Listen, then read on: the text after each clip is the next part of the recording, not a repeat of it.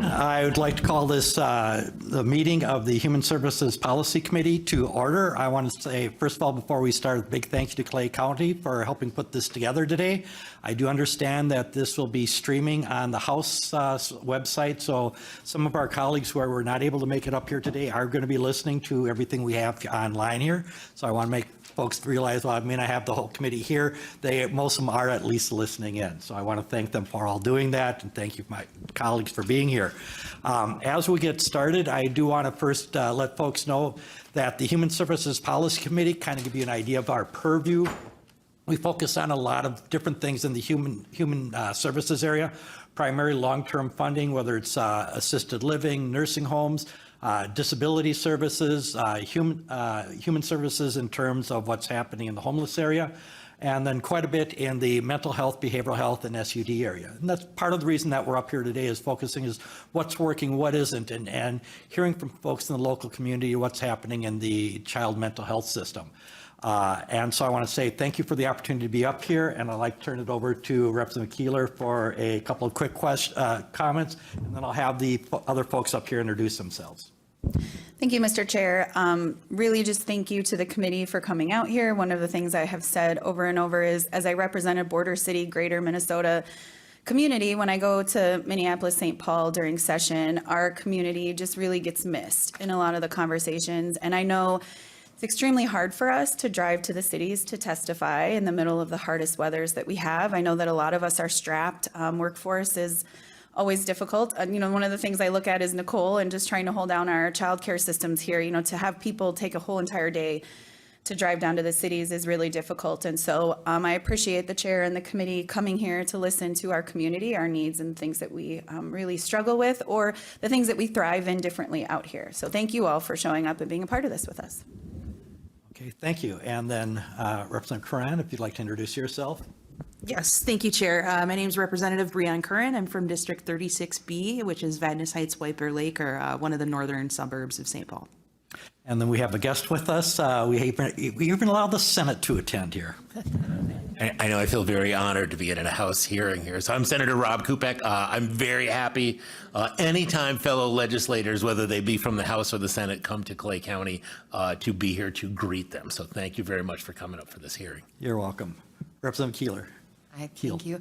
Yeah, Representative Keel and Keeler go together very easily.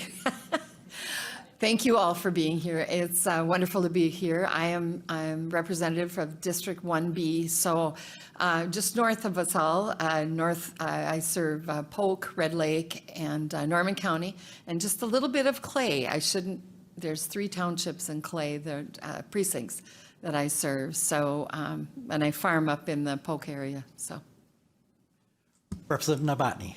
I'm Representative Paul Novotny, represent 30B, which is Elk River, Otsego, Oak Grove, and I'm happy to be here. Thank you, Chair. Okay, very good. And then my RCA. I'm Nick Stumalanger. I'm the Committee Administrator for the Human Services Policy Committee, and thank you so much for welcoming up here to Clay County. And the Committee Legislative Assistant. Yes, Spencer.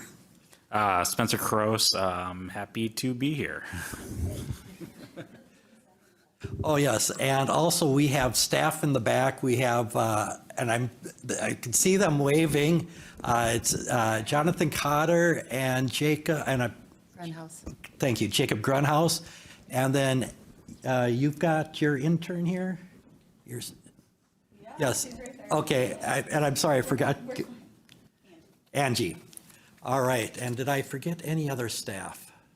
I don't think so. I think we've got them all. All right, very good. Thank you, everybody, for being here. This is the part where we're going to be taking testimony regarding the children's mental health services that are available in the area. What are the needs, what's working, what isn't. And so we have a number of people who've signed up for testimony. And before I start calling people, I do want to let folks know that on the House website that we have, on today's calendar, when you go to that, you'll find that we have some written testimony that is also posted online. So I want to let folks know that if anyone is here that does not want to testify but want to provide written testimony, they can submit that to our committee administrator, Nick Strummel-Langer, and then he will also get that posted online. So any other information that comes in will also be posted online also, and then sent out to committee members. And with that, we will get underway. The first person that I have that I'll be calling up will be Michelle Thordle, Children's Mental Health and Children Protective Services Supervisor from Clay County Social Services. Welcome to the committee. Thank you for being here.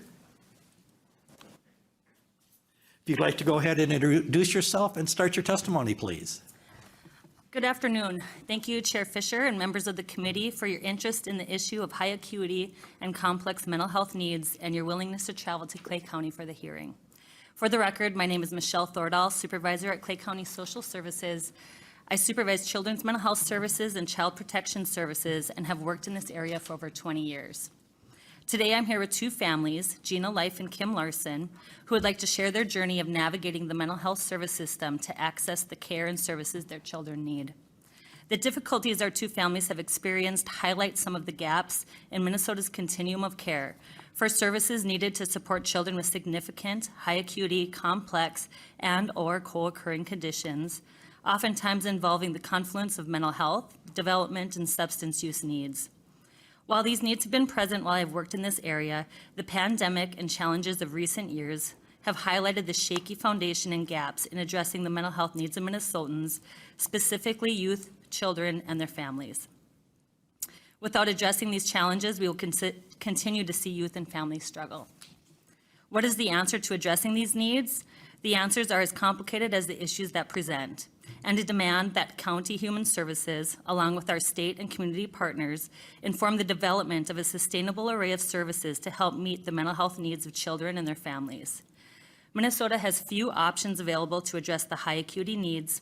Our gaps include limited in-state residential placements, limited mental health services and programming, a workforce that struggles to meet the challenges and demand, and limited options for in-home services and supports, including respite care and specialized foster care placements.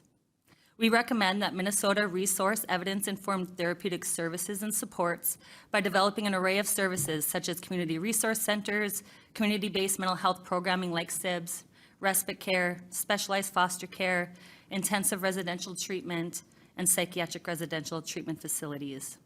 Adequate funding and service reimbursements are critical to assuring services are available across the state for families to access when needed. We know that we are not alone. Many of the barriers our families have experienced are prevalent across other counties in Minnesota and throughout the nation. While we continue to elevate the unique role that counties play in Minnesota in providing services, we couldn't do so without our community partners, providers, and families that we serve. The stories you will hear today are very real and very personal. We are so thankful that Gina and Kim are willing to share their stories and advocate on behalf of their children. I'm proud our agency has helped these families, trying to assist them in navigating the woefully inadequate web of supports. Their stories will illustrate that as a result of mental health challenges, they have also faced difficulties with the educational system and juvenile justice system, again illustrating the complexity of this work.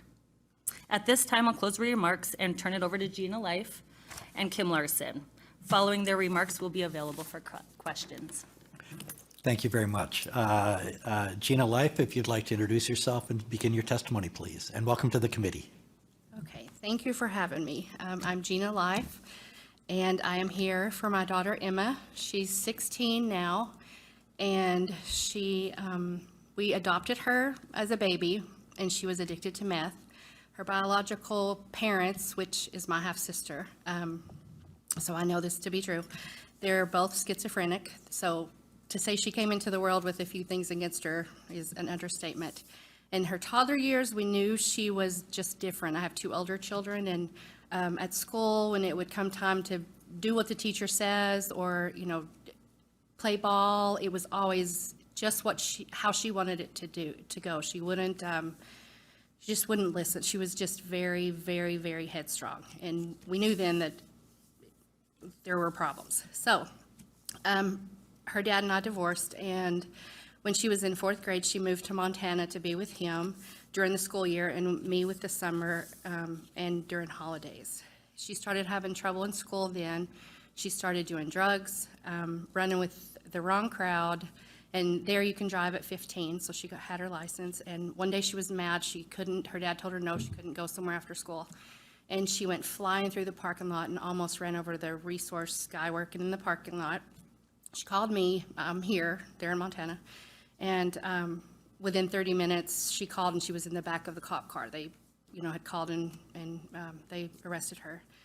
So then through high school, her freshman year, it just kept getting worse and worse. She would run away from home. She was cutting herself bad. She tried to take a bottle of ibuprofen. They had to go pump her stomach. Just constantly something all the time. And so we got her in Montana. We couldn't find any place for her to go in Montana. So we were looking everywhere, and we found Sandstone in Colorado. So we sent her there, and she was there 4 days, and she started saying she was going to kill people and cutting herself. And they sent her dad's in Montana, I'm here, and they sent her to the ER the day before Thanksgiving and said that she couldn't come back there, although that was a mental health place. So her dad went and got her, and then on Thanksgiving, we brought her here to hopefully let her have a fresh start. And it was the same thing. She didn't have the school friends. We tried to get her in the YES program that Moorhead has, and we were next online on the list, and it closed. After 25 years, it closed. So then we went to try to register her for school, and she just shelled up. I mean, it wasn't going to happen. She's been to 7 different counselors. She finally found one here, Jordan Cole, that she really, really likes. But another big thing is her cousin, Mason Hamry. They grew up together. He struggles with the same things, and he hung himself. And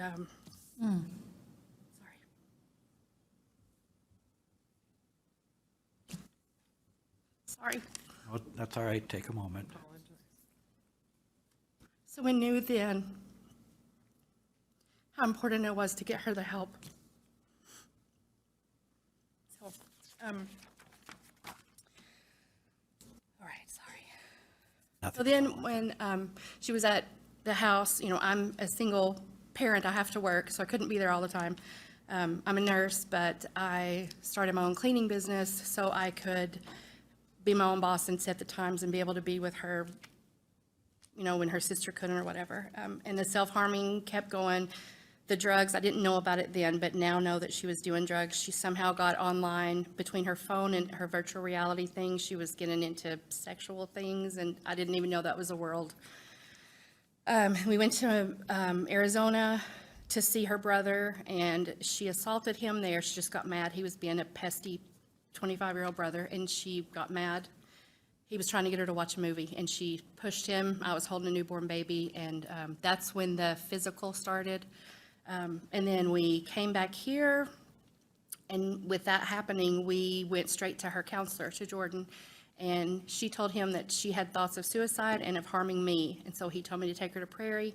Took her to Prairie. They admitted her. She was there 2.5 weeks, and they said that she could not stay there because insurance, and that she wasn't suicidal. But she said she's suicidal, and the lady told me on the phone, she said it's because of money. It's an insurance thing. So 23 minutes after that, I brought her, we were home, and she wanted to go hang out with a friend from Prairie that she met there. I told her no. I went to take her phone because that's how she was texting the person, and she got mad and punched me in the face, and I spent the night in the ER because we thought my jaw was broken. So she's very strong. But so then I pressed charges, which was very difficult to do, and she went to juvenile and was there in the upstairs in the the secure, thank you. And then we were on the waiting list to get into the 30-day eval.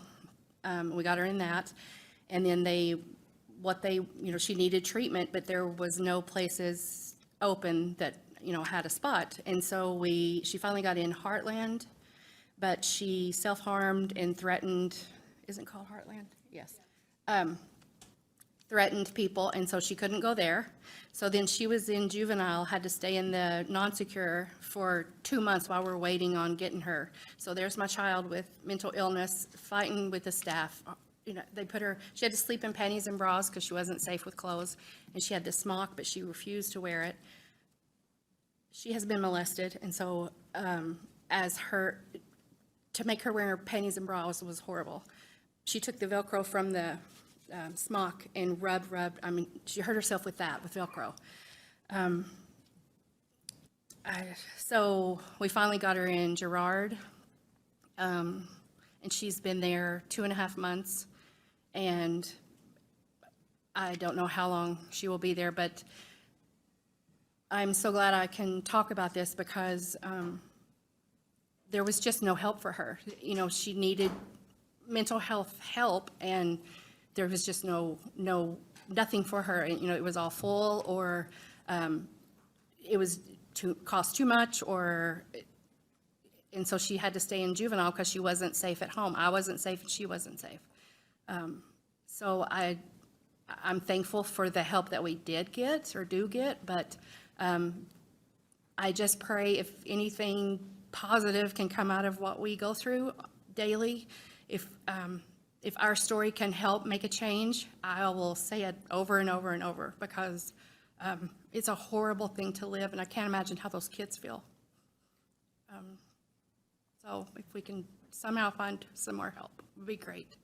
And thank you for letting me tell my story. You're welcome, and thank you for sharing with us. Thank you. Next, I have Ms. Kimberly Larson. Button, usually loud enough. I'm Kim Larson. I am the parent of a 15-year-old homemade son and my jokingly 14-year-old store-bought kid, Miley. Miley is currently just right over there in non-secure detention. I adopted Miley when she was 3 years old, and I took her into my home knowing that from the age of 2 to 3, she was kicked out of 5 county foster homes because of the severity of her behaviors. Miley has reactive attachment disorder, which most of you are maybe not familiar with. Most people aren't, but it is a very serious, very rare condition that happens from significant trauma from the ages of pre-birth to 2 years old. But I got her, I took her, I love her, that's my baby. And I knew when I was adopting her that I had to move from my home in West Fargo to Minnesota, because North Dakota, they have nothing like Minnesota. But moving to Minnesota had taught me that Minnesota has a lot of boilerplate kind of services, but none that really fit my daughter. And it wasn't long after we moved to Minnesota that Miley was up in her room and she was screaming and banging her head and crying. She was 6 years old. And I went up and I said, "Honey, what's wrong?" And she said, "My brain is telling me to kill you, but my heart doesn't want to because you're the only mom that loves me." I'm also a social worker, so I did the mom thing. You're so brave. That was very brave. Does your brain have a plan? It did. So kind of going off of what Gina said, what do? You bring them to the ER. Brought her to the ER, and the doctor came in the room, and he said, "Hey, Mom, can I talk to you a second?" "Sure." "You know, it's Sunday night. I've got 3 boys. They say they want to kill me too." I said, "Just give me my daughter. We're going home." And she was denied placement in every facility in the tri-state area at 6 years old. Flash forward to just recently, Miley always is good for at least 5 days a week of screaming, stomping, yelling, pounding, kicking. If she's not doing that, it's like stealing, killing small animals, throwing baby goats in a water trough. You literally have to supervise her 24/7 because her brain cannot control itself in an unfettered environment. And that has kind of escalated. Like I can deal with the screaming, kicking, stomping, whatever. I'm used to it. But recently, we were in that same predicament again, that we were in when Miley was 6. She came outside and talked to me, and she said, right in my face, like calmly, she trusts me. I know that, but she said, "Mom, I'm worried that my fantasies of violence are going to turn into action plans. I don't know when, but I know it's coming, and I know that I'm going to murder you. Luckily, this was quite severe enough that the county was able to assess for safety. But then, where did they put her? She's right over there, non-secure detention. I get confused in one of these directions. She's in non-secure, just like Gina's kid. She just had to go to the ER the other day because she was homicidal. And that was a whole joke too. She got denied from 14 places in the tri-state area for services or treatment. And then what did they do the next day? Kicked her back to shelter care. That is a huge gap in our services for children's mental health and supports for parents that are dealing with it. I've lived with a daughter I jokingly call my murder baby for 11 years. I love her. She's amazing. She is smart and talented and brilliant and funny, just super funny. But the other stuff is not her fault. It was given to her by her previous situation. And we're on this journey together, and unfortunately, it tends to be more alone than with anybody else. We need access to specialized care for every kid in Minnesota. This is the greatest state in the country. I would never live in any other state, and we need to do better to meet the needs of severely mentally ill children. Thank you. Thank you, and thank you for taking the time to come forward and share your experiences with us. And what we'll do is we're going to hold on any questions until we get to the very end. So I want to thank you folks for coming up, and I will call up next we have Amy Amundsen, Ms. Amy Amundsen with Child Protection Services Supervisor, Clay County Social Services.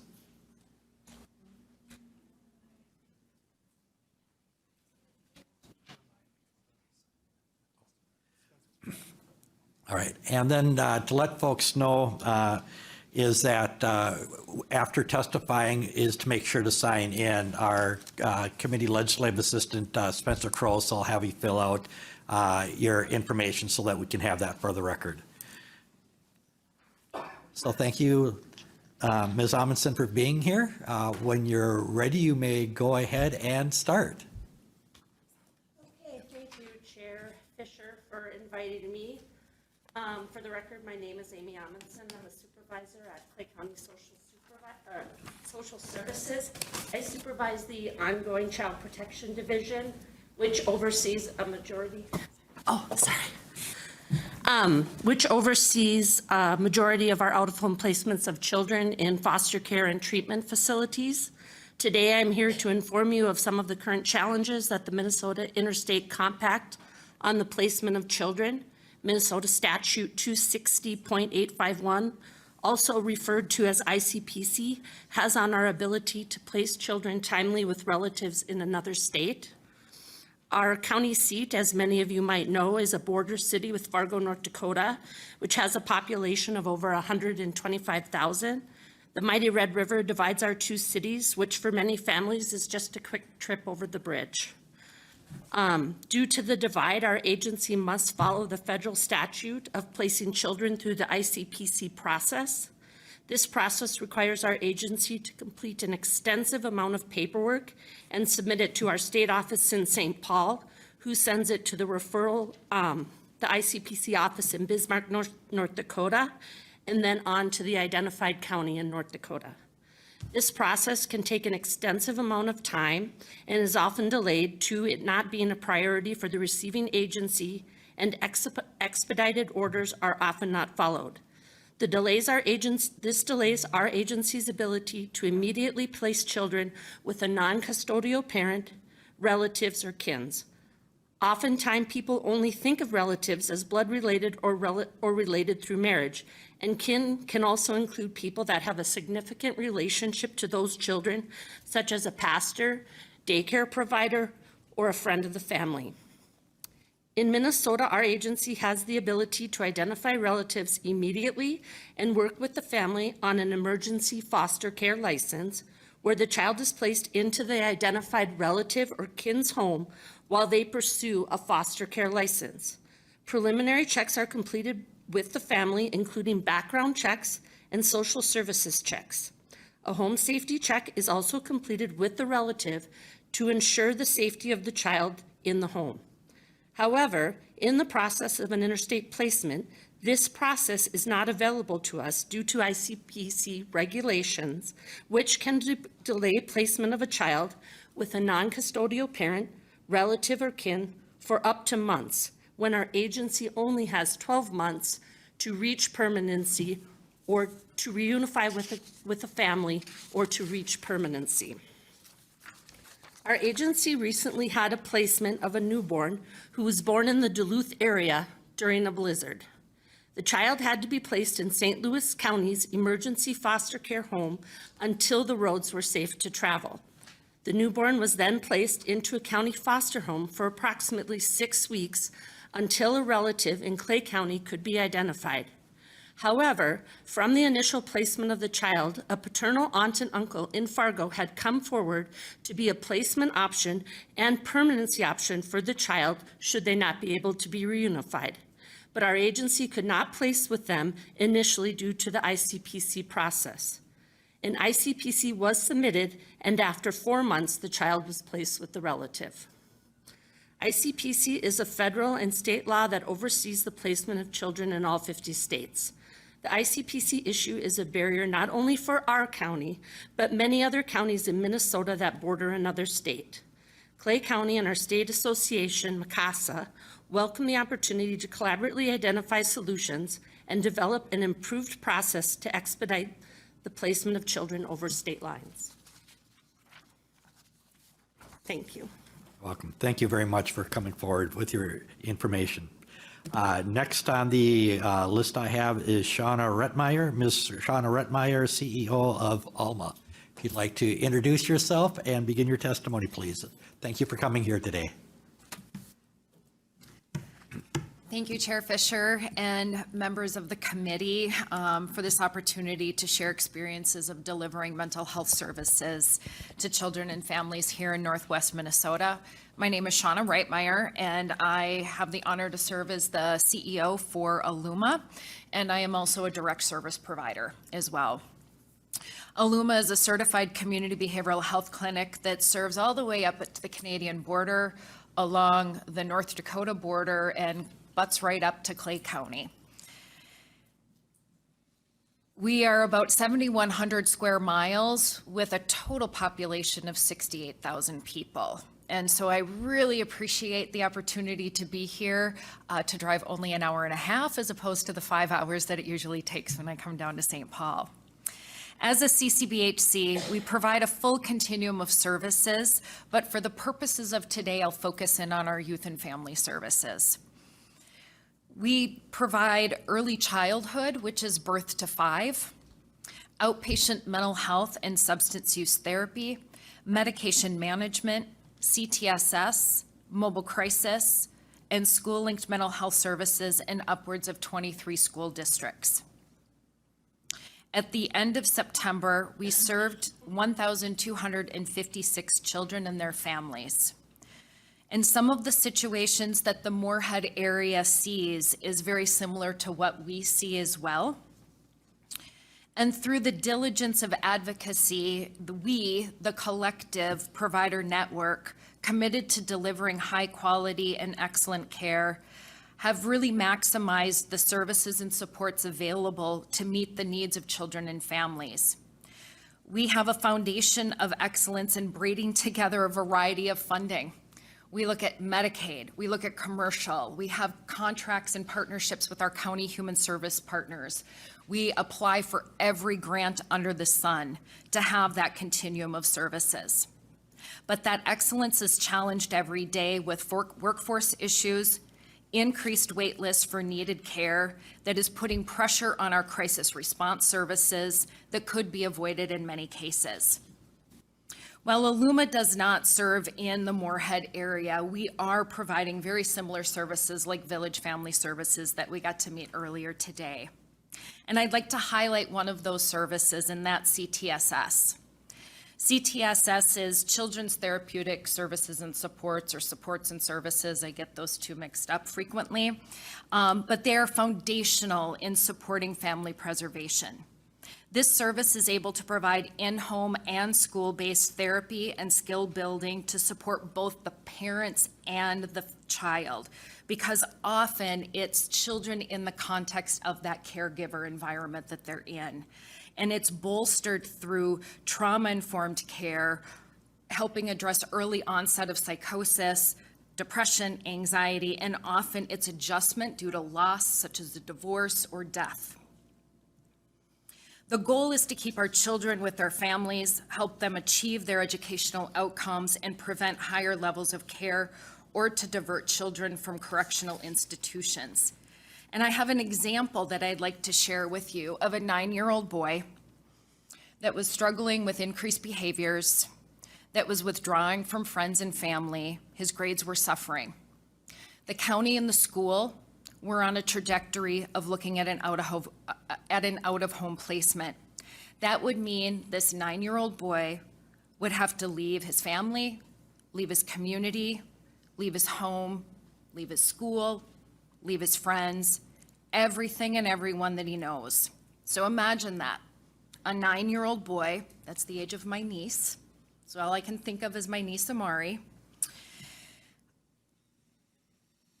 having to leave everything that they know. And my apologies, I'm getting choked up as I'm saying that and envisioning that, because I can't imagine as I hear these parents talking about their children and having to do that.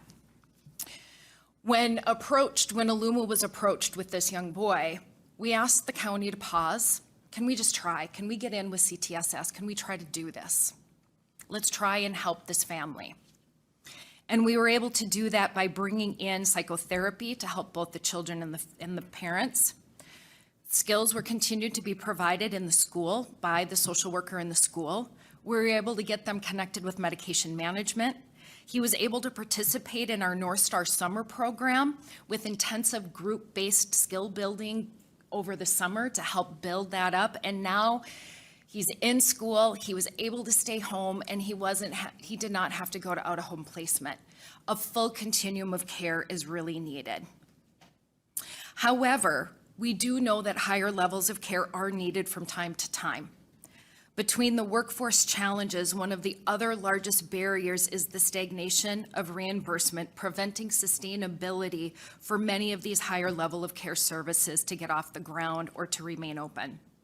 In order to have high quality programming, we need to have the financial resources to develop the systems, the processes, and the programming to provide safety, for oversight, evaluation of outcomes, training and development of our staff, because we need seasoned, well-trained providers, and we need the compensation to attract and retain those staff. In my time with Aluma, I've seen many children's residential programs close. I've seen a decline in the number of students going into this field, and I have seen an increase in the cost to deliver these services. Providers are unable to take the kind of risks of starting these intensive programs because the reimbursements have not kept up with the ability to sustain. The risk as a nonprofit is not about the business. It's about the risk to the children and to the families that depend on us to be able to be there. And if we can't financially make that, we're at risk of closure, and it becomes then a risk within the community. So my hope is that through this hearing, you were able to hear of the wonderful work that's already occurring, the desire to bolster services to ensure our communities, our children, and our families have the needed resources available, and the support from the provider community to help lift that up and help fill those gaps in a sustainable way. Thank you. Thank you so much. Next on my list, I do not have the name. What I have is a foster parent from Nexus Kindred Family Focus. Nope. Okay, we'll go on to the next one, sorry.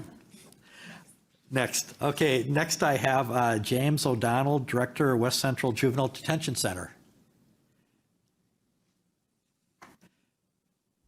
Thank you for being here. Welcome to the committee. If you'd like to introduce yourself and then begin your testimony, please. Good morning, Mr. Chair, members of the committee.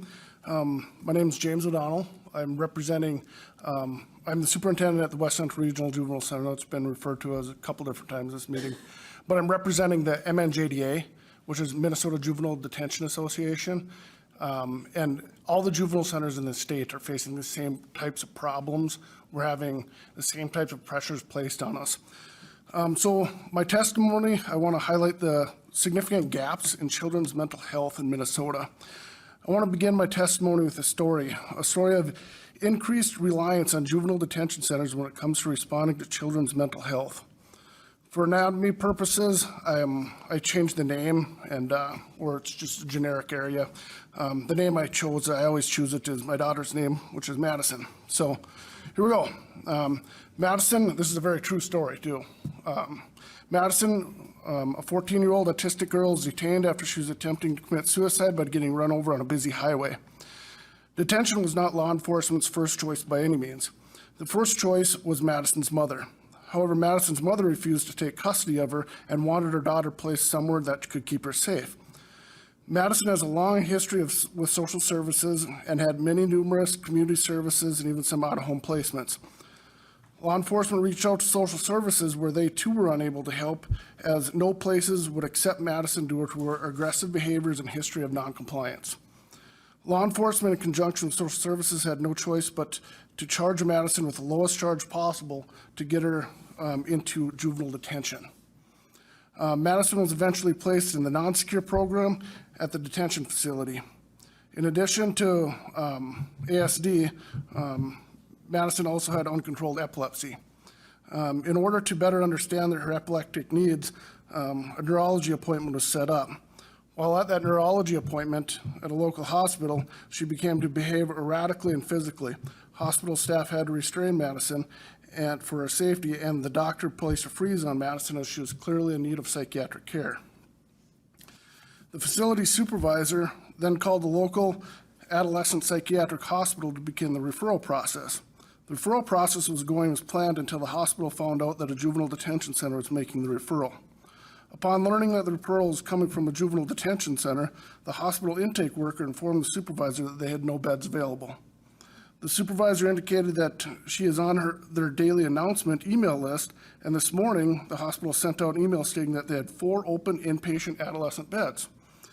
The intake worker suggested that the open beds were for youth 10 and younger, and the hospital worker apologized, said that there was nothing they could do. The facility supervisor then spoke to the neuro doctor who placed the hold on Madison. She asked the doctor if the doctor could push their weight to get the psych hospital to accept Madison. After a couple hours passed, staff were informed that the psych hospital would conduct a needs assessment and could bring Madison to the psych hospital. Juvenile detention staff then transported Madison to the psych hospital. A needs assessment was conducted and concluded that Madison was not in need of inpatient care, and the youth should return back to the juvenile detention center. The facility supervisor was notified of this and directed her staff to get whatever services they could get for Madison from anywhere. The psych hospital offered their day programming, where Madison would get services on an outpatient type basis.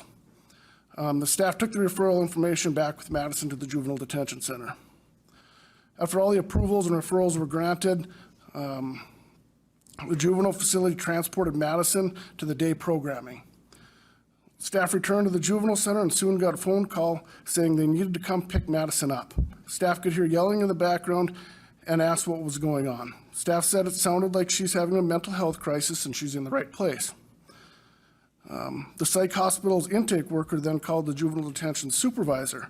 The supervisor said that she believes that Madison's in a mental health crisis and would only accept her back if she got a letter signed by an MD saying, which is a medical doctor, saying that the juvenile center is an appropriate placement for her.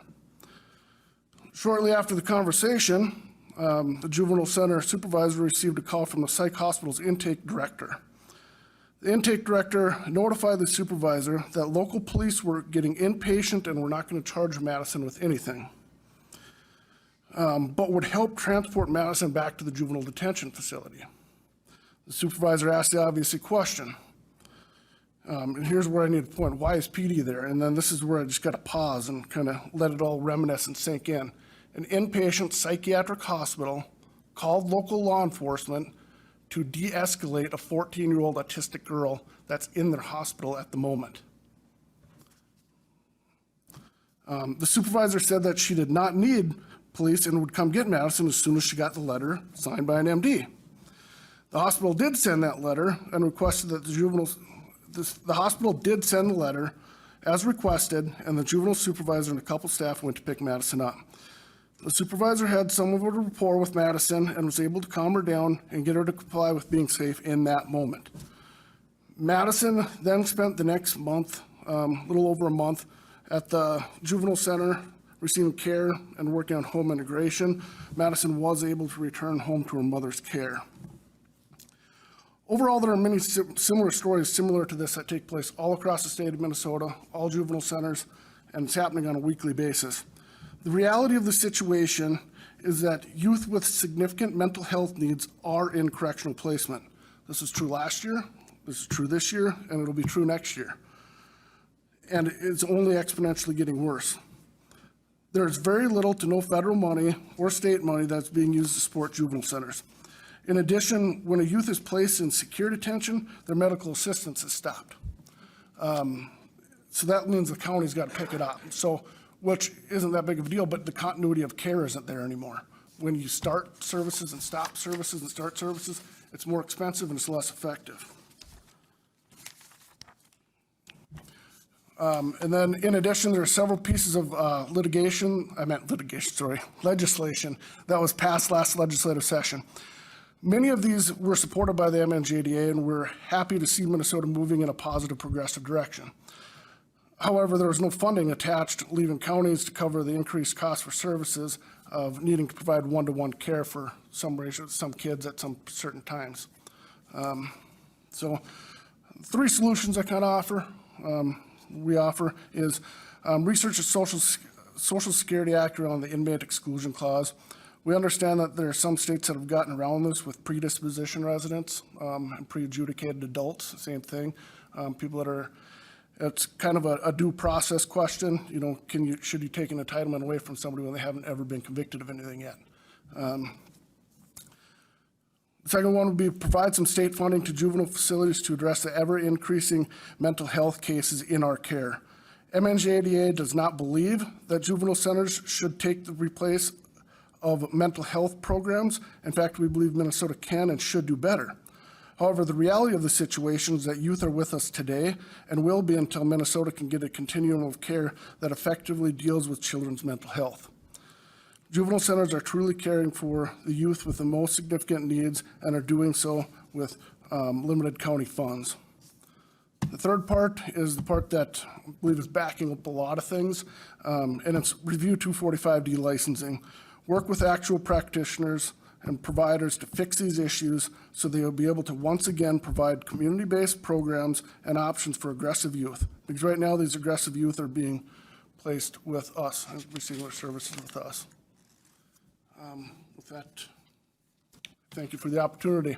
You're welcome, and thank you for taking the time to meet with us and to provide us with your information. Next on the list, I have Joel Bakken, licensed psychologist and executive director of Solutions Behavioral Health Care Professionals.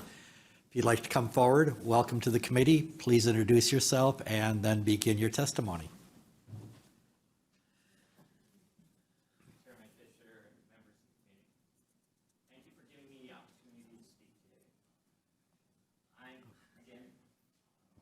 Sorry. That's all right. It's James's fault, okay. My name is Joel Bakken. I'm the Executive Director of Solutions Behavioral Healthcare Professionals. It's a nonprofit mental health facility. We have offices from St. Cloud to Moorhead here in all the major cities. We do many of the services that were previously mentioned by Illumina's CEO. So we have a full range of services. I want to talk about a couple of the services. Yes, we do early childhood mental health. We also are involved with school-linked mental health services, but more recently we're involved in what's called the Mobile Transitions Grant. That's a grant that the state has given or allowed us to participate in, where we, as an agency, facilitate the transition from hospital settings to back home for kids that are currently in these facilities. Gerard was mentioned earlier, that would be an example of that. There's Huffman. All of these facilities currently are down in St. Cloud is the closest one. I think Sauk Center, and otherwise they're in Minneapolis. So it's quite a distance. But I want to spend a few minutes talking for you to imagine what we're going through as a provider right now, and speak to some of the issues that we're facing under Chapter 245D, which is a statute that was made back in 2015 in response to the Jensen settlement. And it was about the overuse of restraints and behavioral procedures and what it has resulted in with agencies like ours. So we recently get referrals. I should mention that. We have one of my colleagues in the back of the room mentioned that he had 5 referrals last Friday for them to provide corporate foster care. And every one of them had a behavioral issue, and every one of them was rejected. This is typical for us as an agency as well. We are in no position now to serve those kids with aggressive behaviors. And if you give me a few minutes, I'll talk to you about why. And it's somewhat of the response and what has happened with 245D. That regulation focuses mostly on person-centered practices, which I highly agree with adults. It makes sense. We want people to be empowered. We want folks to understand that they have a say in their life. What has happened with that has transitioned into children. So we are now left with not being able to do many things with kids that would be considered normal parenting. For example, I'll give you a few. You can't have a structured bedtime unless the kid is engaged in that process. So he will do the setup of that bedtime routine. You cannot have them brush their teeth before they use the video game. You cannot even use Granny's rule, which is eat your vegetables before you get your dessert. These are all considered prohibited procedures under 245D. I'm not saying 245D didn't come about for a good reason. I'm suggesting that it's just sent the pendulum far too far to the right. So we as service providers for corporate foster care don't even consider now someone with an aggressive behavior. So what James was talking about recently, where he said, oh, we don't have anywhere to send these folks, there is no step-down option for these kids. Doesn't make sense. We need that. So I have some ideas, and I want this committee to think about this, at least as some of my recommendations here. I apologize, my mouth is getting dry right now, so bear with me. But a couple of the recommendations are that obviously I'm looking at revising 245D to add a children's section that would consider the values of mom and dad and have that as the overriding principle in what we're trying to do with this child. Focus on reunification. I think the core of this is to get kids back with their families. That's really critical for me as well, as a service provider. Clarify the definition of punishment. That is loosely defined, and regulators and licensors have liberal use of that term right now, so it can include things that would be normal parenting. We, as solutions, pride ourselves in using evidence-based procedures. Those are excluded right now under 245D As a corporate foster care facility, you cannot use evidence-based interventions.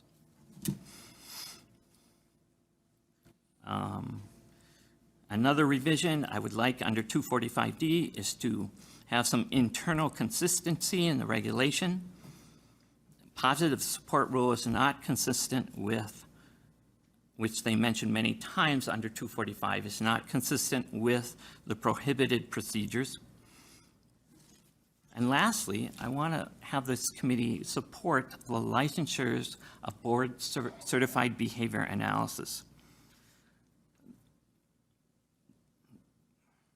The language for licensing board-certified behavior analysts has been vetted and is supported by the Board of Psychology, the Minnesota American Psychological Association, the Autism Treatment Association of Minnesota, and many other agencies. This licensure would protect the public from harmful and inappropriate behavioral treatments, which would further support Minnesota's leadership in providing quality human services and the intent of Rule 245D. Thank you. Thank you very much for your testimony and for your suggestions. Next on the agenda, I have Ms. Kate Coughlin, Nexus Family Healing.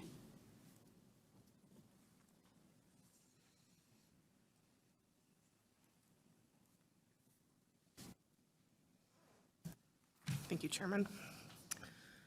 I'm Kate. I checked the microphone. Is it, you got the green light? Okay. No, there you go. Good. Check. Good? Yep, good. Hello, I'm Kate Coughlin. I am the Executive Director of Nexus Path Family Healing and recently a transplant and concerned citizen of the city of Moorhead, Minnesota. Former provider with an agency on the Minnesota side prior to going over to Nexus Path Family Healing. To heal a child, you must heal the system. It's really a simple concept. To add to this, children and their families don't heal in places that they're not from. They like to heal in places that they know. They live in homes and communities. They don't live alone. They exist in complex systems that have lasting impacts on their emotional and physical well-being. And it's our responsibility as a community of providers and a community of governing individuals to build an infrastructure that supports our children and families across accessing mental health services in their homes and in their communities, regardless of location throughout the state of Minnesota. I've seen the impact that intensive in-home services can make firsthand. While working in Minnesota, I was fortunate enough to be involved with the implementation of the Collaborative Intensive Bridging Services, or CIBS, model in the northwest part of Minnesota. Youth referred to this program were often on the final step before yet another residential treatment placement, often, maybe a fourth, fifth, or sixth time in their young lives. The service provision is based on a high level of therapist interaction with the family and with the individual child. The therapist spends hours per week working with the child and the family through therapeutic services, providing phone or virtual support as needed, and working to ensure that the family system remains at the center of the treatment model. Sometimes, as administrators, we implement modalities that we think might work, but we don't fully grasp just how much of an impact they can have. In my case, it was CIBS. I kept hearing stories of children not needing to go into higher levels of care, children being able to manage it in their homes and in their schools, stories of kids getting a chance to be kids and have their mental health symptoms managed more effectively in their home communities. A model like CIBS can't be done anywhere but in the community. The level of care requires integration and opportunities for therapists to work alongside families, to work alongside kids, and to work alongside other service providers like schools and county case management. There's a particular circumstance that I recalled where I was asked to cover a case in our intensive in-home services program, so much like CIBS. I worked with parents whose children had been placed into foster care, and this family had a lot of children. And during this process, I was able to develop a therapeutic enough relationship with this family who were resistant to the process.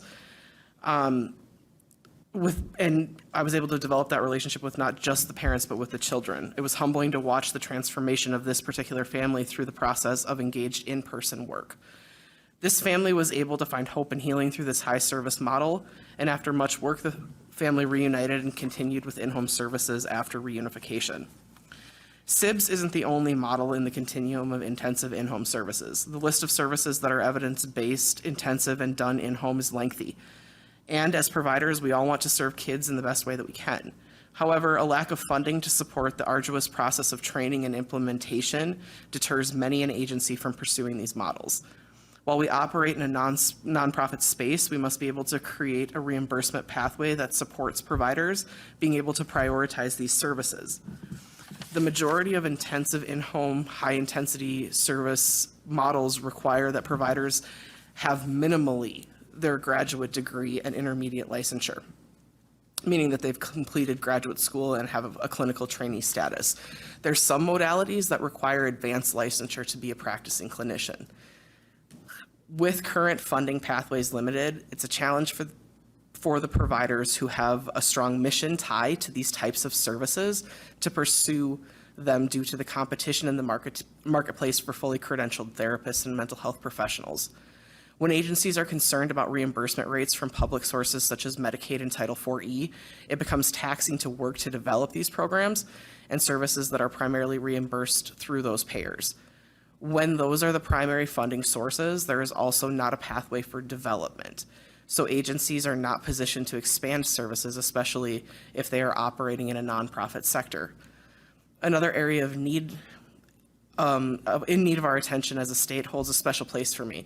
It's the idea behind foster care, treatment foster care, kinship care, and relative placement.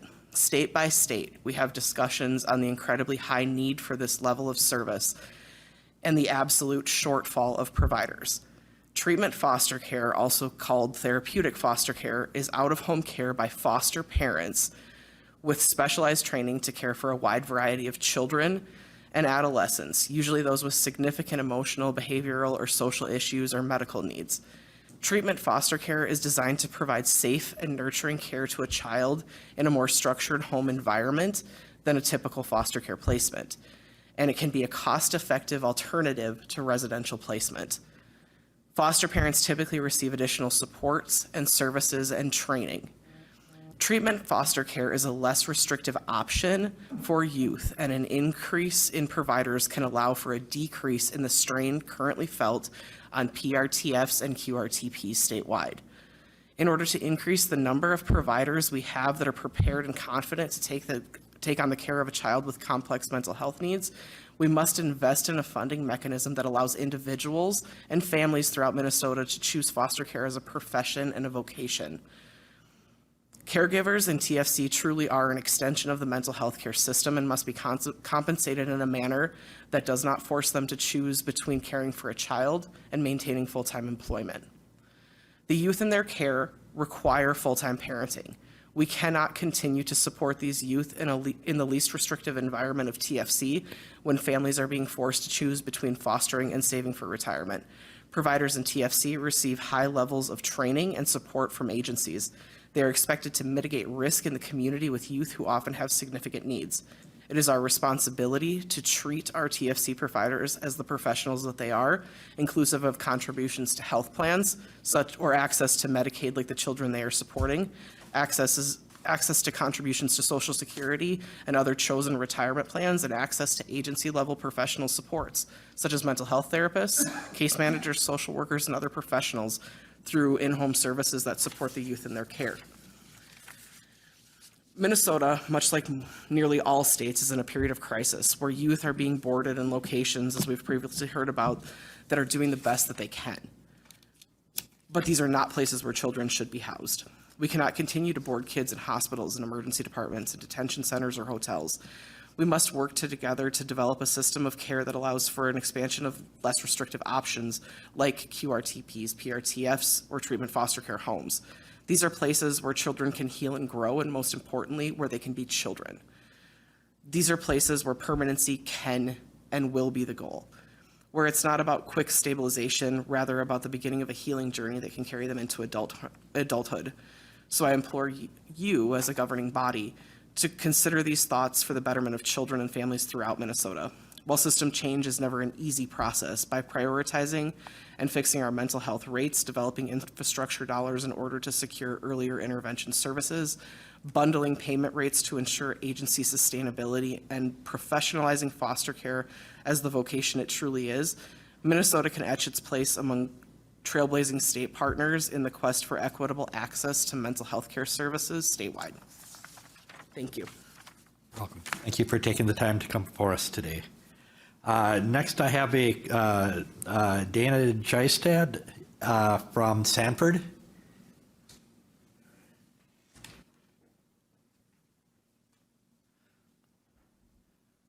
Welcome. Yes, and you can come up too. And Shelby Fry, who's also from Sanford. Welcome. Thank you for being here today. Please introduce yourselves and begin your testimony. Thank you very much. Yes, my name is Dana Geistad. I am a licensed social worker at Stanford ER.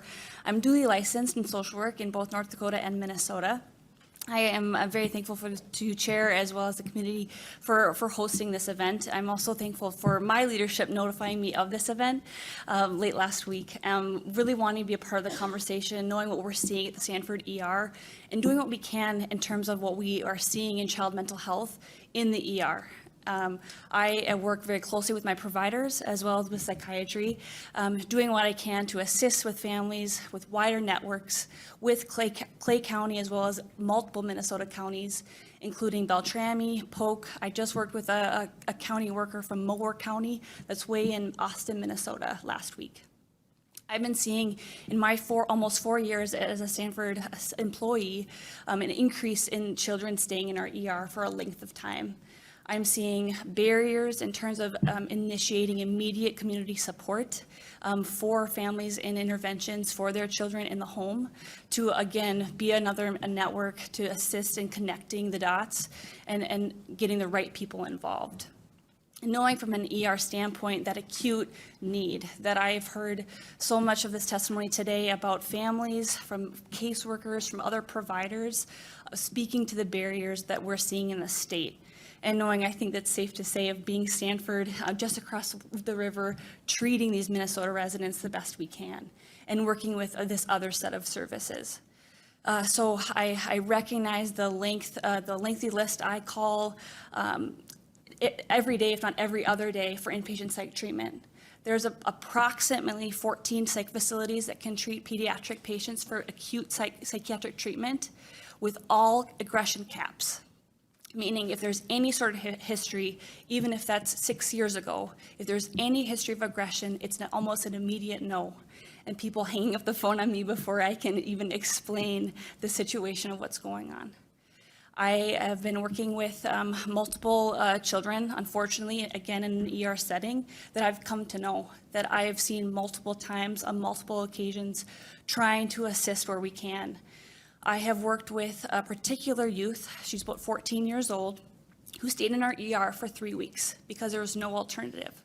She was under the custodian of the county, who was exhausting all her options, knowing, yes, she's 14, but she had been in care since she was a 6-year-old for extreme child abuse and neglect from her biological parents. I've seen where we tried our best in terms of making that intervention to assist her in her care, but also recognizing that holding a child in our ER is also not therapeutic, that is a strain on our resources for our staff and doing what we can to meet that child's individual needs, but also recognizing that in an ER room, the walls start to close in quickly, and there's only so much intervention that we can do to truly meet that child where they're at while we wait for additional services. On a personal note, I also have an older sister who has adopted 3 children. She has 2 biological and 3 adopted children who have also been through the system and trying to access additional resources. That I can see a loving, caring family who has this wraparound support, financial assistance, where there's limited financial barriers for services, with still a closed door in terms of getting services started within the school, early intervention, because of the need is so great that we are waiting and waiting and waiting because of the multiple referrals and waiting for it to be your turn, as other needs always arise. Again, I just want to say thank you because I'm really appreciative to be able to be here and say from a short snippet of what I see in the ER. Thank you. Welcome. Thank you very much. And then go ahead, Shelby Fry, introduce yourself and who you're with, and then begin your testimony, please. Thank you.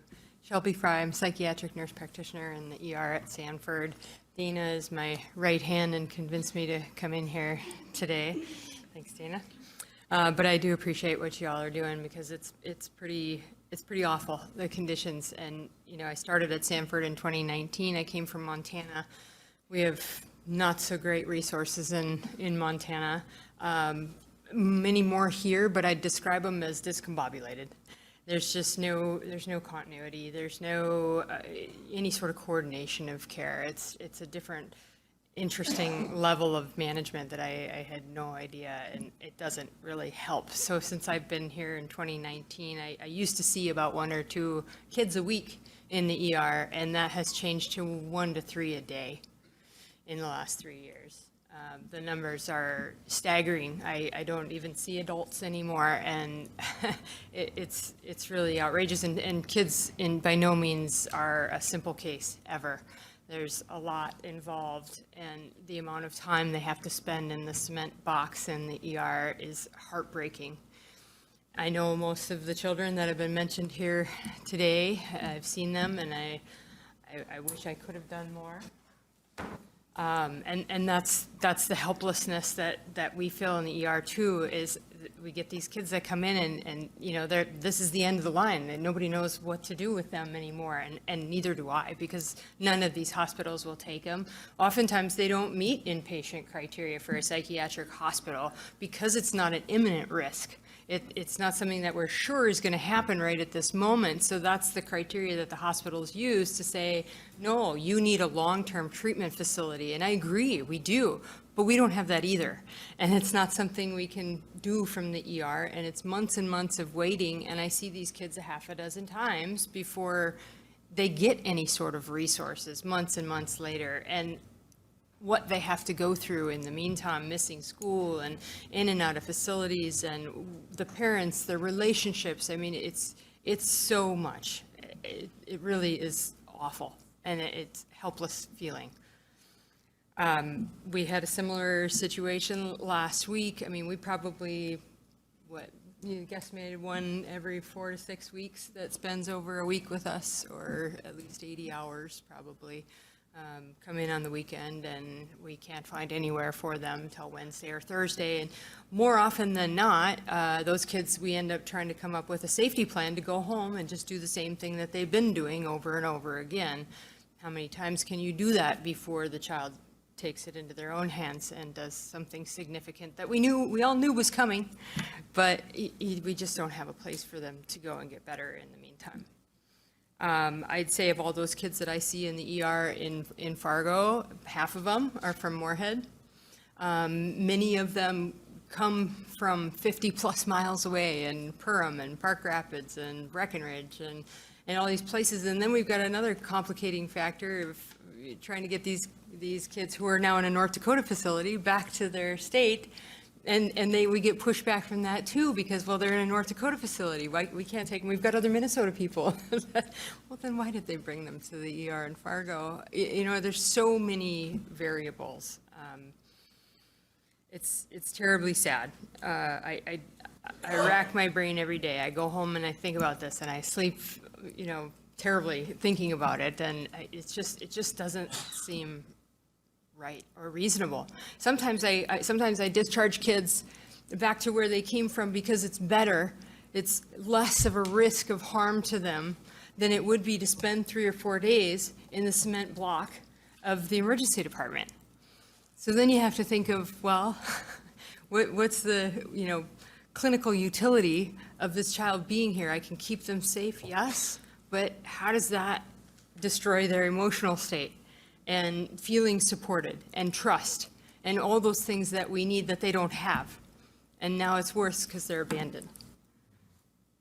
And literally sometimes are. And that was my kid this last week, is 4 visits to the ER in a month, Dad's not answering the phone anymore. Kid's insurance in Minnesota expired because he went to Dad's house. Dad's insurance at Dad's house in North Dakota never got started, never got initiated. Mom's not answering the phone in Minneapolis. Kid's been abandoned. And nowhere will take him. In the meantime, he's banging his head on the walls because he's so frustrated and he can't communicate. And he's mad at his parents, but he doesn't want to go with them. He wants a foster home, but his parents are legal guardians, so that's not a thing. You know, he's been kicked out of every group home in the state of Minnesota. Well, because he's behavioral, he runs away. Yes, because that's how he's learned how to communicate to get his needs met. You know, we've done a lot of this to these kids. Thank you. You're welcome. Thank you for taking the time to come and share with us. And next I have Kirsten Anderson. Hello, welcome to the committee. Please introduce yourself and then you can start your testimony.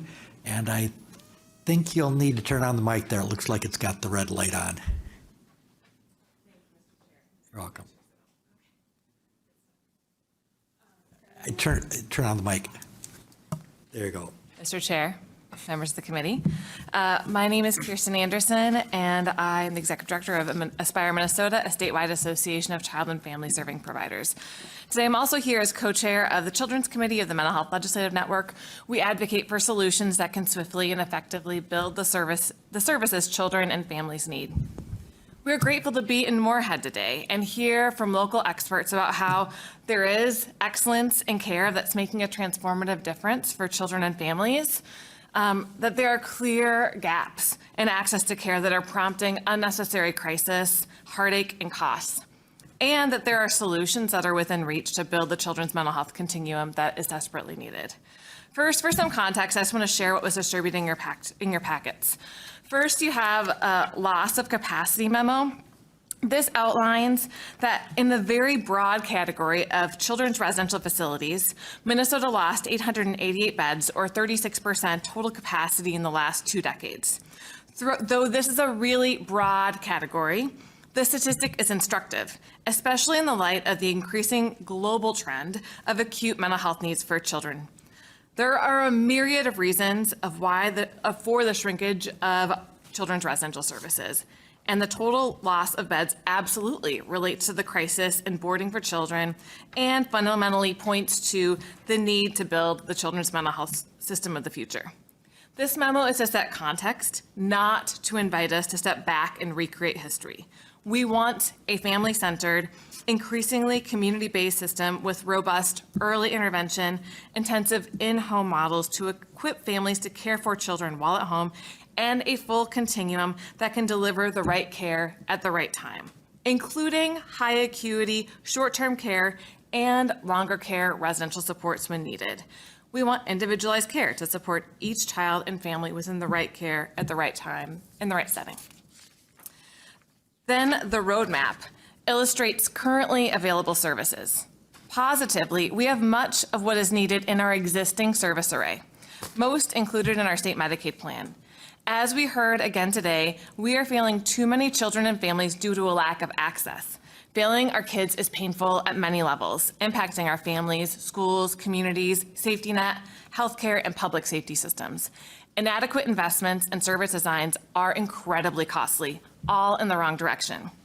Positively, we have some building blocks before you to speak to the solutions that you as legislators can pursue to address this crisis and build the system of the future.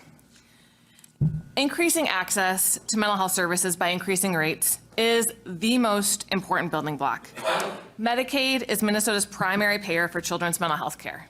Medicaid payment rates thus are foundational for foundational for care, including staff salaries, the ability to recruit and retain professionals who make all of the difference in delivering quality care, training, supervision, consultation, coordination for complex children and families.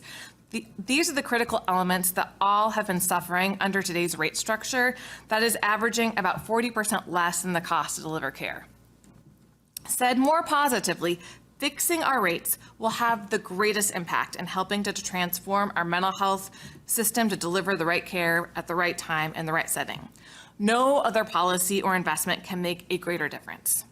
It is critically important that we address our Medicaid outpatient mental health rates in the 2024 session. Additional building blocks include expanded, family-centered, in-home children's mental health services. As you've heard today, we have a number of excellent intensive models to support families. Many of these models are in our state Medicaid plan, available for implementation. The problem is that these models barely exist due to staffing challenges and the rigor required to build these models. One-time investments in infrastructure to hire, train, and establish more of these models throughout the state, in addition to addressing the rates, can make a timely and significant impact. Orange. Building effective service models, building respite models for families to have a break as they care for complex children, increasing capacity in children's residential crisis stabilization, and growing community-based group care can make a tremendous impact to decrease the number of children boarding, individualize care to meet complex needs, and sustain care within family homes when possible. Preserve children's mental health residential treatment and build back to the licensed capacity in our children's residential treatment facilities, including psychiatric residential treatment facilities or PRTFs, so we can serve more children by supporting onboarding with staff training and professionalization. I think this is really important that we currently have pretty significant capacity in our children's residential mental health treatment that we have not yet brought back post staffing challenges in the pandemic. And we need to do so we can treat many of the children that you've heard about today instead of feeling as though we need to break new ground across the state. And none of this is, all of these things require all of the things. Finally, replicate positive support services to understand how to support each individual child and meet their needs in ways that can prevent dysregulated behavior that can be disruptive and dangerous for the child and others. This disability support model could bring great value to many of our children's mental health services. These building blocks, though playful and simple in nature, point to the most important message of this hearing, that you as leaders can make the decisions to build the children's mental health system we need. We do not need more studying, planning, or delays. We can proceed swiftly with the solutions that we know can work that will make the greatest difference for our children and families in the least amount of time. Thank you so much. Thank you. Is there anyone else that would like to offer any testimony at this point in time? Not seeing anyone stand up or indicating they're coming forward, I'd like to open it up to the members at the table here for any questions. As I'm taking a look, does anyone have any questions or comments that they would like to make at this time, or any questions of our testifiers? Chair Fisher, I'd just like to thank especially the emergency room people that were talking about this system that we have where the children are caught in this, I can't think of any other term than purgatory, as they're trying to find placement for them, knowing that the only other backup is secured lockup in a jail-like facility, which is even, a worse kind of purgatory, if you ask me. We have, and during my career, I was caught up in situations like this where we have this constant not it mentality. And it always falls back either on emergency rooms or that secure facility. How do we make changes in the statute? And I don't know which one of the experts would be the one to tell us how do we fix this? How do we get that psychiatric care for these kids and get them out of the emergency room and get them out of secured detention?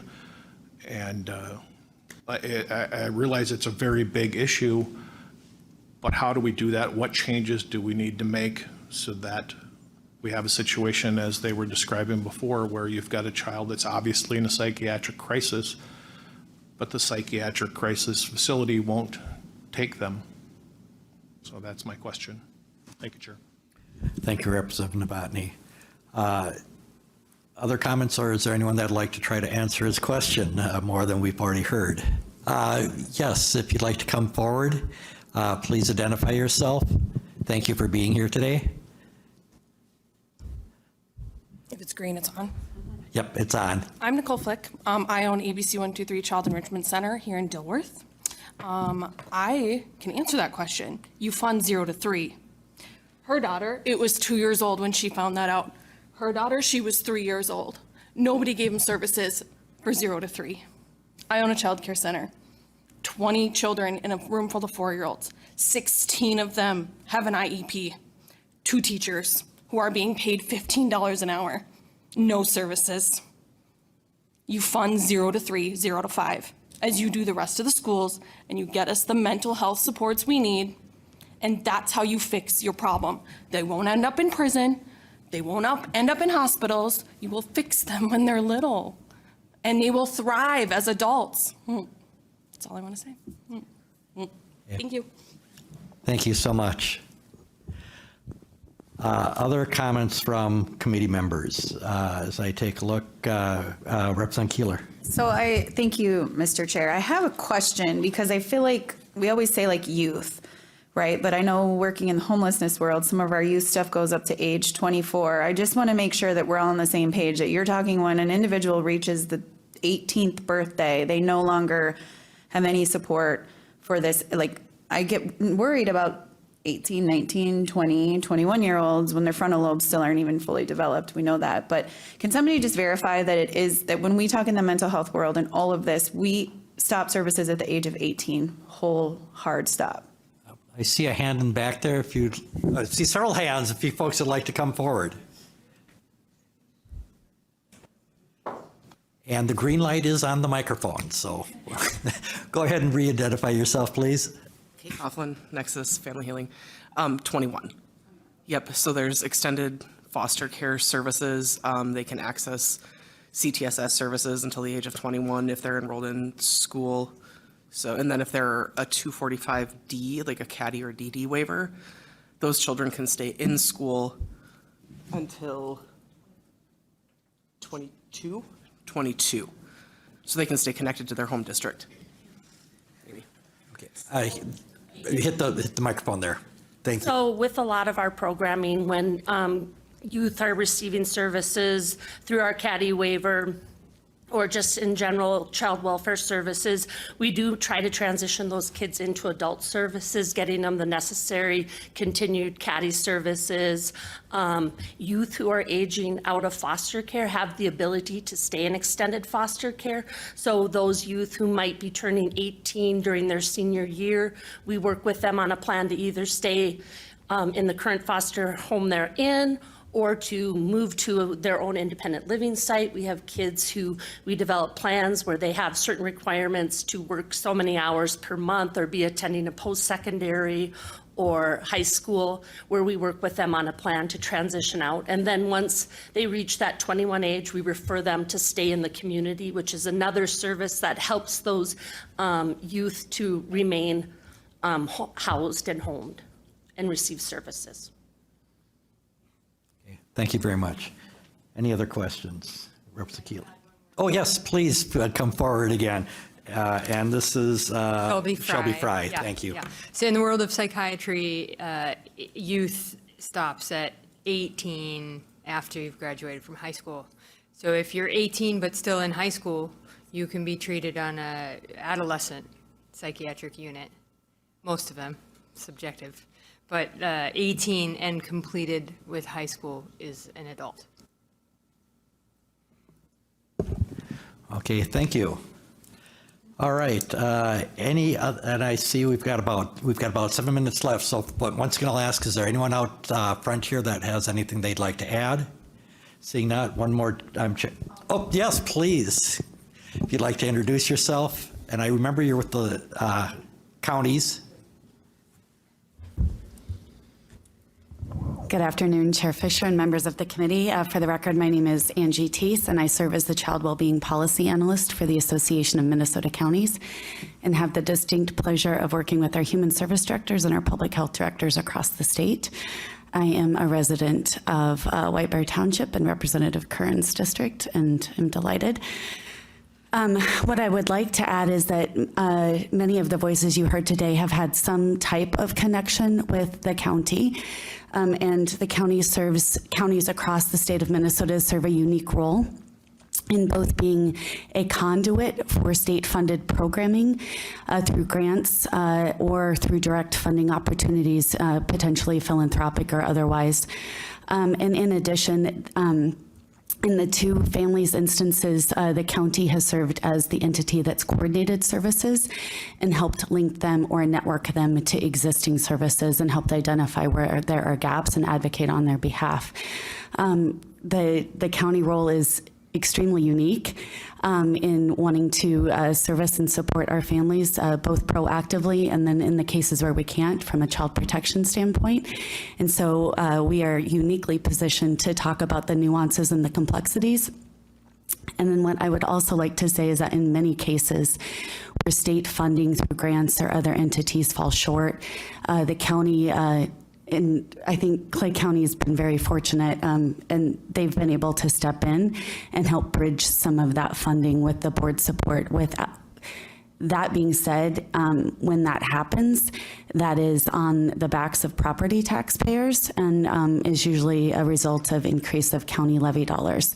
And so as we think about what the future looks like and how to really get ahead of this and build a continuum, I would ask committee members and the leadership of our great state to really think about the roles that each entity plays, both from a provider standpoint, from a community standpoint, from a state standpoint, and from the county standpoint to ensure that anything that we do is sustainable and that we are leveraging federal resources and state resources to the extent possible, and that as we build a service array, that it shouldn't matter what your zip code is or what your county line is, but you should be able to access those same services and supports, like SIBS, like CTSS, et cetera, and all of that requires access to a workforce that is supported, a county workforce that is supported with technology, with pay, with mental health, all of it, and a provider base that is supported as well and has access to pay rates, and that we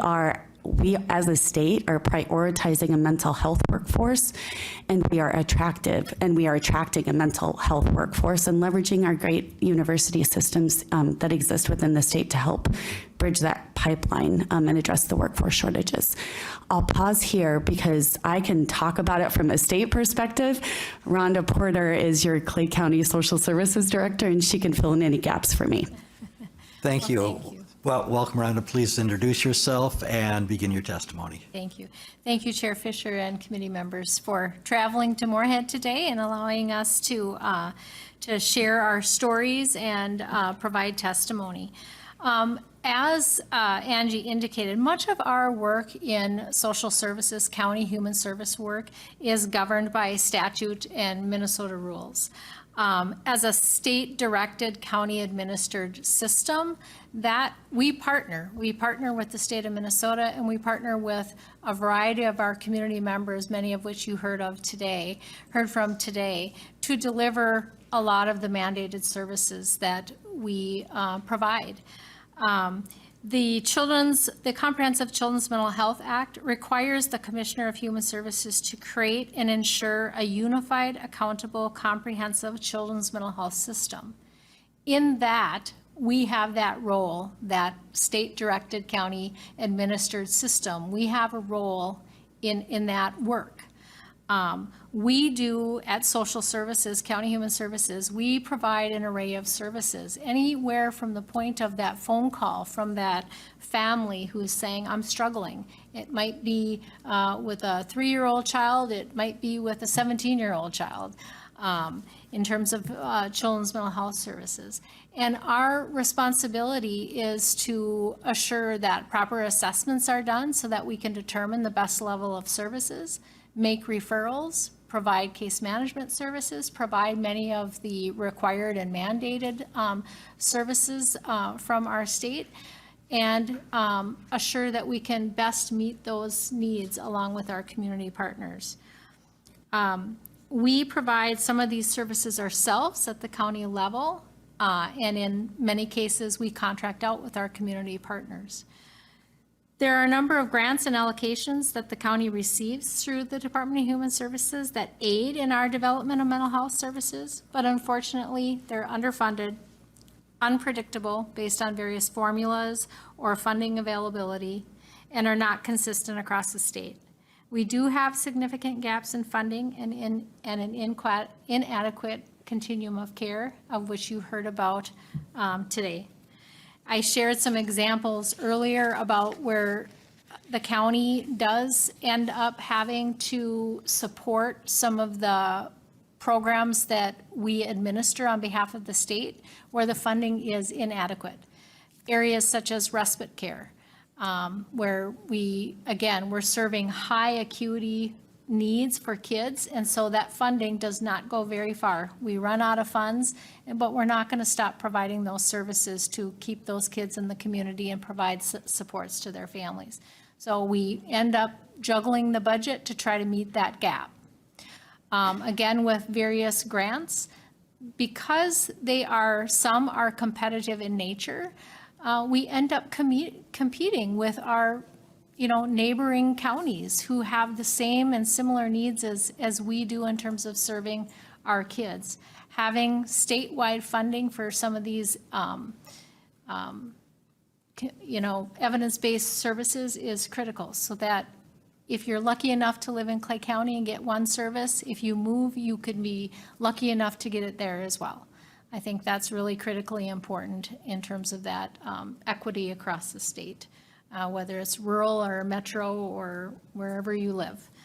I'll end with that, and thank you so much for coming to Clay County and hearing our stories and our testimony. You're welcome. Thank you for coming and testifying, and I want to say thank you to everyone who came to testify today and provide the information and share their stories. I know some of them are very tough for people to share, and I want to say thank you for putting yourselves out there and allowing us to hear your situations and help us understand better what we need to do more in the system. I know that as we're wrapping up here, some of the things that have come very clearly to my mind is it's a combination of things that we have to look at. It's not just dollars, but also some of the base policies that we have out there.